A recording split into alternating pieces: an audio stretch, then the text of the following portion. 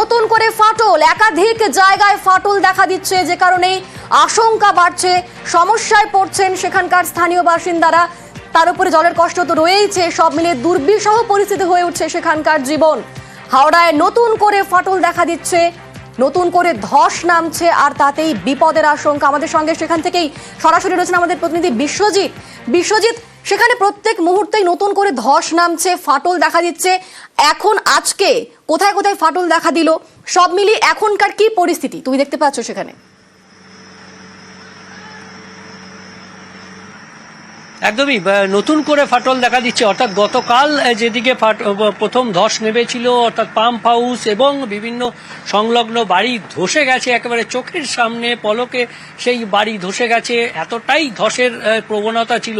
এবং সেই ধসের পর আর গতকাল রাতেও কিন্তু ধস আতঙ্ক তাড়া করে বেরিয়েছে এই বেলগাছিয়ার ডাম্পিং গ্রাউন্ডের আশেপাশের সমস্ত বাড়ি রয়েছে। একের পর এক বাড়িতে ধস ফাটল এবং ধস নেমেছে, এবং সেই ফাটল রাস্তার ফাটল, রাস্তা রীতিমতো দুভাগ হয়ে গেছে, কোথাও বা সেই ফাটল দাঁড়িয়েছে। এবং সেই পরিস্থিতি আমরা দেখছি যে বিভিন্ন জায়গায় ইলেকট্রিক পোস্ট সেখানে ইলেকট্রিক পোস্ট কার্যত উপড়ে গেছে, উপড়ে মাটিতে মিশে গেছে। শুধুমাত্র ইলেকট্রিক পোস্ট নয়, নতুন বাড়ি করা হয়েছে, সেই বাড়িতে ধস নেমেছে। সাধারণ বাসিন্দারা, তার উপর প্রাকৃতিক দুর্যোগ, বৃষ্টি হচ্ছে, কখনো ঝোড়ো হাওয়া দিচ্ছে, আর এই সব মিলিয়ে দুর্ভোগে কার্যত রয়েছেন এই মুহূর্তে বেলগাছিয়ার বাসিন্দারা। পানীয় জলের সংকট তো রয়েছেই, তার উপর এই ধসের আতঙ্ক, কোন বাড়িতে কখন ফাটল হয়, কাজেই বাড়িতে থাকতে পারছেন না, বাইরে দাঁড়াবেন যে সেই স্বস্তিও নেই, কারণ বৃষ্টি হচ্ছে, যখন তখন বৃষ্টি হচ্ছে আর ঝোড়ো হাওয়া দিচ্ছে। সব মিলিয়ে প্রাকৃতিক বিপর্যয় এবং এলাকার ধস, সব আতঙ্কে কার্যত এখন দিশাহারা অবস্থা বেলগাছিয়ার বাসিন্দাদের। হাওড়া বেলগাছিয়ার ডাম্পিং গ্রাউন্ডের আশেপাশে শত বাসিন্দারা রয়েছেন। প্রায় আমরা দেখছি গতকাল পর্যন্ত 10-12টি বাড়িতে ছিল, আজ সেটি প্রায় 40 থেকে 50টি বাড়িতে এই ফাটল আতঙ্ক গ্রাস করেছে।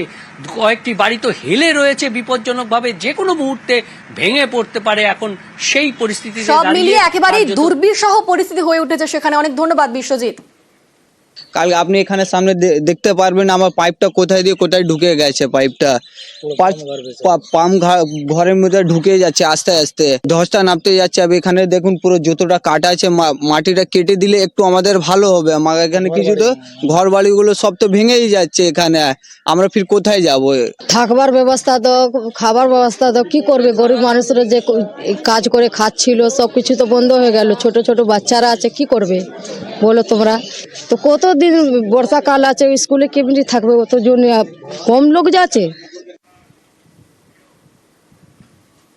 একই ধস ফাটল, তার উপরে 3 দিন ধরে হাওড়ার বেলগাছিয়ায় জলের সমস্যা, জল কষ্ট, জলের পাইপ ফেটে আজকেও বিপত্তির সৃষ্টি। জল সমস্যায় রয়েছেন 14টি ওয়ার্ডের বাসিন্দারা। তার উপরে বৃষ্টি হচ্ছে নাগাড়ে, সেই বৃষ্টির জন্য পাইপলাইন মেরামতির কাজেও সমস্যায় পড়তে হচ্ছে কর্মীদের। আমাদের সঙ্গে এই মুহূর্তে রয়েছেন প্রতিনিধি দেবাশিস। পাইপলাইন মেরামতির কাজ কবে ঠিক হবে, কি আশ্বাস দেওয়া হচ্ছে, কবে এই যন্ত্রণা থেকে মুক্তি পাবেন সেখানকার বাসিন্দারা? দেখো, মূলত হাওড়া বেলগাছিয়া যে রিজার্ভার, সেই রিজার্ভার থেকেই হাওড়ার শিবপুর বিধানসভা কেন্দ্রের একাধিক এলাকা এবং উত্তর হাওড়ার বিভিন্ন এলাকায় কিন্তু জল সাপ্লাই হতো। সেই রিজার্ভারে আর পাইপলাইন নিয়ে যাওয়া একেবারেই অসম্ভব, যেভাবে ফাটল হচ্ছে। সেই কারণেই ইতিমধ্যেই বিকল্প পথ, আমরা গতকালই বলেছিলাম, বিকল্প পথ খুঁজছে হাওড়া পুরসভা। সেই বিকল্প পথ হচ্ছে যে পদ্মপুকুর জল প্রকল্প, শিবপুরের বা দানেশ লেন, সেখান থেকে যে মেল লাইন, সেই মেল লাইনের সঙ্গে আমাদের হাওড়ার বিগার্ডেন এলাকা, দানেশ লেন, সেখানে পদ্মপুকুরের জল প্রকল্প হাওড়া, যেখান থেকে মূলত গোটা হাওড়া শহরের জল সাপ্লাই হয়, সেখানকার যে মেল লাইন, সেই মেল লাইনের সঙ্গে উত্তর হাওড়ার যে জলের পাইপ লাইন নতুন করে সংযুক্ত করার কাজ চলছে। সেই সংযুক্তকরণ হলেই সঙ্গেই উত্তর হাওড়া জল পেয়ে যাবে। ইতিমধ্যেই আমরা দেখেছি সেই পাইপলাইন চালু করার ক্ষেত্রে, অর্থাৎ এই রিজার্ভারের লাইন অফ করে দেওয়াতেই শিবপুরে বিভিন্ন জায়গায় ইতিমধ্যেই জল চলে এসছে, বা বেলগাছিয়া, তারপরে দাসনগর, এইসব এলাকায় কিন্তু জল ইতিমধ্যেই সরবরাহ শুরু হয়ে গেছে। সমস্যায় রয়েছে উত্তর হাওড়ার 14টি ওয়ার্ড। এই 14টি ওয়ার্ড, সেই 14টি ওয়ার্ডের কি হবে, কবে তারা জল পাবেন? হাওড়া পুরসভার মুখ্য প্রশাসক সুজয় চক্রবর্তী কিছুক্ষণ আগেই তিনি জানিয়েছেন, এই পাইপলাইনের সংযোগ হয়ে গেলেই আগামীকাল সকাল থেকে বা আজ রাত চেষ্টা করা হবে। আজকে রাতে সম্পূর্ণ না হলেও আগামীকাল সকাল থেকেই উত্তর হাওড়ার 14টি ওয়ার্ডও জল পাবে, যেরকম ভাবে এতদিন পেয়ে যাচ্ছিলেন। ফলে আর সময়ের অপেক্ষা, যদি প্রাকৃতিক দুর্যোগ কোন রকম ভাবে সমস্যা না করে, তাহলে আজকে রাত অথবা কালকে সকাল থেকেই জল সরবরাহ স্বাভাবিকের পথে এগোবে উত্তর হাওড়াতেও। একেবারে আমাদের সঙ্গে তুমি থাকো দেবাশিস। উত্তর হাওড়ায় জল ভোগান্তি তো রয়েছে, 3 দিন ধরে সেখানে জল ভোগান্তিতে রয়েছেন সেখানকার বাসিন্দারা। তবে স্বস্তি ফিরেছে শিবপুরে। শিবপুর বিধানসভা এলাকায় এলো জল।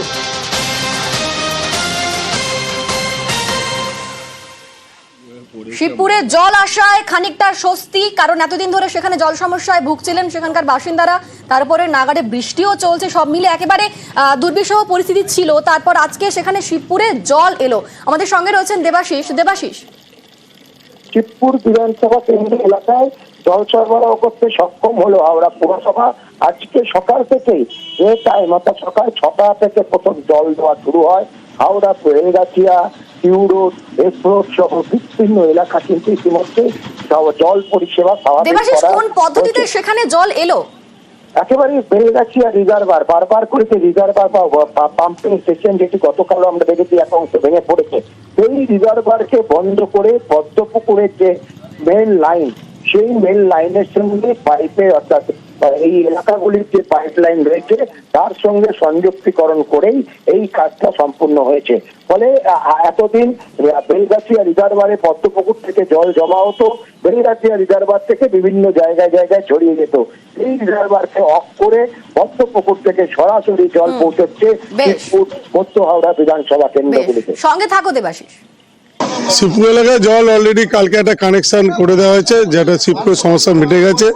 এখন যা সমস্যা আছে নর্থ হাওড়ায়, আমাদের বিধায়কের নির্দেশে আমরা সকাল থেকে লেগে গেছি এখানে জল তুলে প্রতিটা ওয়ার্ডে ওয়ার্ডে পাড়ায় পাড়ায় আমরা দেওয়ার চেষ্টা করছি। যেভাবে সরকার কলকাতা কর্পোরেশন বিশেষ করে গাড়িগুলো পাঠিয়েছে, আমরা আশা করছি আজকে সারাদিনের মধ্যে জল পরিষেবা আমরা এরকমভাবে দিতে থাকবো এবং আজকে রাত্রের মধ্যে সমস্যা মিটে যাওয়ার চান্স আছে। উত্তর হাওড়ায় জলের সমস্যা আর সমাধানের চেষ্টায় হাওড়া পুরসভা, তবে বিকল্প পথে জল সরবরাহের চেষ্টা, সেই বিকল্প পথটা কি দেবাশিসের থেকে আরো একবার জানবো। দেবাশিস, বিকল্প পথ একটাই, সেটা হচ্ছে পদ্মপুকুরের যে জল লাইন, হাওড়ার জল মূল জল প্রকল্প পদ্মপুকুর, সেই প্রকল্প থেকে বিভিন্ন পাইপ লাইন বিভিন্ন জায়গায় রিজার্ভার তৈরি করা হয়েছিল পুরসভার জায়গাগুলি ধরে ধরে। সেই রিজার্ভার, অর্থাৎ বেলগাছিয়া রিজার্ভার, যার একটি অংশ গতকাল ভেঙে পড়েছে এবং যেখানকার পাইপ লাইন মূলত ধসের জেরে ক্ষতিগ্রস্ত হয়েছে, সেই পাইপ লাইনকেই বাদ দিয়ে, রিজার্ভারকে বাদ দিয়ে পদ্মপুকুরের যে মেল লাইন, সেই মেল লাইনের সঙ্গে বিভিন্ন অংশের যে জল সরবরাহকারী পাইপ লাইন, সেগুলিকে সংযুক্ত করেই এই সাফল্য পেল হাওড়া পুরসভা। ফলে এই যে বিকল্প পথ, সেই বিকল্প পথের কথা আমরা গতকালই ঘোষণা করেছিলাম বা আমরা বলেছিলাম, নিউজ 18 বাংলায় প্রথম বলেছিল যে বিকল্প পথ ধরে কিন্তু পুরসভা এগোবে এই জল সরবরাহ ক্ষেত্রে, এবং সেটাই কিন্তু হাওড়া পুরসভা করে দেখালো। আজ সকাল থেকে জল পৌঁছলো শিবপুর বিধানসভা মধ্য হাওড়ার বেশ কিছু অঞ্চলে। অবশ্যই এই একই পন্থা নিয়ে উত্তর হাওড়াতেও আজকে রাত অথবা কালকে সকাল থেকে জল সরবরাহ করবে বলে আশ্বাস দিয়েছেন হাওড়া পুরসভার মুখ্য প্রশাসক। বেশ, ধন্যবাদ দেবাশিস। কাজ অনেকটাই এগিয়েছে, আমাদের দ্রুত গতিতে কাজ হচ্ছে। মধ্য হাওড়া এবং শিবপুর বিধানসভা কেন্দ্রের জলের কষ্ট কিন্তু আমরা প্রায় পুরোটা আমরা মিটিয়ে দিতে পেরেছি। খুব কম প্রবলেম আছে। মেন প্রবলেম এখন আছে উত্তর হাওড়ায়, ওই জন্য আমাদের সমস্তটা ফোকাস এখন উত্তর হাওড়ায়। আমরা সমস্ত ট্যাঙ্কার পাঠাচ্ছি, আর এই যে পাইপ জয়েনিং এর কাজ চলছে, এটা ওনারা চেষ্টা করছেন যাতে কালকের মধ্যে যদি করা যায়। বাই লেটেস্ট আমরা আশা করছি সোমবারের মধ্যে আমরা উত্তর হাওড়ার জল আমরা অনেকটা দিতে পারবো বলে ইঞ্জিনিয়াররা সেরকম আমাদের কথা বলছেন। যে লাইনটা ধস নেমে গেছে ওটাকে বাইপাস করার জন্য আমরা এই কানেকশনটা করে দিচ্ছি, যাতে এই লাইনের পদ্মপুকুর থেকে যে জল এটা স্ট্রেট উত্তর হাওড়ায় চলে যাবে।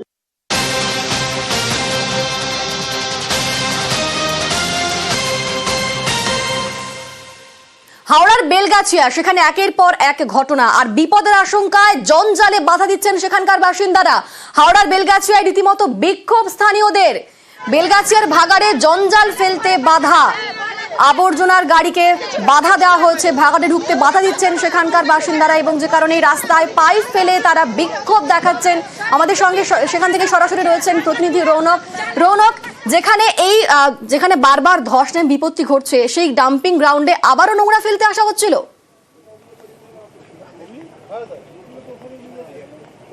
দেখো, একেবারেই গতকাল থেকে এখানে কিন্তু নোংরা ফেলতে আসা হচ্ছিল, আর সকাল থেকে স্থানীয় বাসিন্দারা আতঙ্কের মধ্যে ছিলেন, কারণ গতকাল রাতেও নাকি ধস নেমেছিল এমনটা তারা বলছেন। তার কারণেই আজকে রাস্তায় পাইপ ফেলে তারা বিক্ষোভ দেখাচ্ছিলেন যাতে কোনোভাবেই নোংরা ফেলতে না দেওয়া হয় এই ভাগাড়ে। শুধু তাই নয়, বেশ কিছুক্ষণ বিক্ষোভ দেখানোর পর হাওড়া পুলিশের তরফ থেকে তাদেরকে অনুরোধ করা হয়, বোঝানো হয়। এখন কিন্তু তারা তাদের বিক্ষোভ তুলে নিয়েছে। তোমাকে দেখাবো ঠিক পেছনেই একেবারে যে গাড়িগুলি, যে আবর্জনা ফেলার গাড়ি এবং যে আর্থ মুভারগুলি এই ডাম্পিং গ্রাউন্ডে কাজ করে, সেগুলো কিন্তু একে একে আসা শুরু হয়েছে। অর্থাৎ আবারও কিন্তু এই ডাম্পিং গ্রাউন্ডেই ময়লা ফেলা হবে, যার জেরে কিন্তু স্থানীয়রা আতঙ্কে রয়েছেন। কিন্তু যেহেতু পুলিশ প্রশাসনের বোঝানোর ফলেই কিন্তু তারা আজকের মতো এখানে নোংরা ফেলতে দিচ্ছেন এবং আবারও কিন্তু পুনরায় এই ডাম্পিং গ্রাউন্ডে হাওড়ার যে ময়লা আবর্জনা যেগুলি প্রত্যেক দিন কালেক্ট করা হয় সেগুলি এসে কিন্তু এখানেই ডাম্প করা হচ্ছে। যে কটি আর্থ মুভার থাকে এই ডাম্পিং গ্রাউন্ডে সেগুলো কিন্তু এখানে নিয়ে আসা হচ্ছে। তোমাকে দেখাবো ঠিক ডান দিকে যে ফাঁকা একটা এলাকা, অর্থাৎ যেহেতু ধস নামছে ওপরে গিয়ে ময়লা ফেলা হচ্ছে না, ডান দিকে যে ফাঁকা এলাকা সেই এলাকাতেই কিন্তু এই ময়লাগুলোকে ডাম্প করা হচ্ছে। এবং গতকালকে যে ঘটনা, সেই ঘটনার একটা ভয়াবহ রূপ এখনো কিন্তু এখানে স্পষ্ট। ঠিক এই জায়গাতেই গতকাল আমরা দেখেছিলাম যে একটা সমতল জায়গা ছিল যেখান দিয়ে এই গাড়িগুলি যাতায়াত করে, যে এফ রোড মূল প্রবেশের জায়গা এই ডাম্পিং গ্রাউন্ডে। অর্থাৎ আজকের মতো সেখানে নোংরা ফেলতে দেওয়া হচ্ছে, তবে সে নিয়ে কিন্তু ক্ষুব্ধ রয়েছেন সেখানকার স্থানীয় বাসিন্দারা। পুলিশের আশ্বাসে কিন্তু সেখানে অবরোধ এই মুহূর্তে উঠে গিয়েছে। আজ কদিন দিয়ে 4-5 দিন হয়ে গেল, কোনো ব্যবস্থা নেই। আসছে, ফটো তুলছে, কথা বলছে, চলে যাচ্ছে। আমাদের এখানে যে নোংরা গুলো আছে, আবর্জনা আছে, এটার ব্যবস্থা নেই। উপর দিয়ে বাইরে দিয়ে নোংরা নিয়ে এসে আরো ফেলছে। হ্যাঁ, সব বলা হয়েছিল, কোনো ব্যবস্থা নেই। বলছে করছি কিন্তু কোনো ব্যবস্থা হচ্ছে না।